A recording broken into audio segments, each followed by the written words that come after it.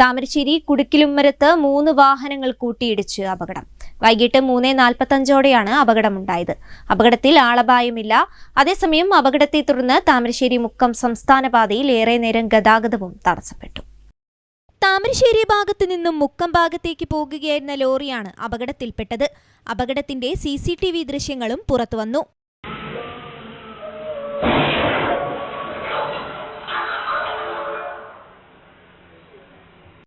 എതിർദിശയിൽ നിന്നും മറ്റൊരു വാഹനത്തെ മറികടന്നെത്തിയ കാർ കണ്ടതിനെ തുടർന്ന് സഡൻ ബ്രേക്ക് ഇട്ടതോടെ നിയന്ത്രണം വിട്ട ലോറിയുടെ പിൻഭാഗം എതിർദിശയിൽ വരികയായിരുന്ന പിക്കപ്പിൽ ഇടിക്കുകയായിരുന്നു.